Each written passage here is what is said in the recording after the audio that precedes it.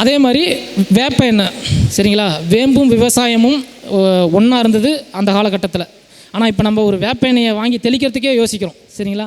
வேப்ப எண்ணெயை தெளிச்சிங்கன்னா மொதல் விஷயம் வந்து அங்கே முட்டை போடுறதுக்கு வரும் பார்த்தீங்களா பூச்சி, என்னடா இது ஒரே நாத்தம் அடிக்குது, இதில் என் முட்டையை வச்சு என் பிள்ளைங்க எப்படி இதை வச்சு சாப்பிடும் அப்படின்னு நினச்சிட்டு முட்டையே போடாது. ஒன்று.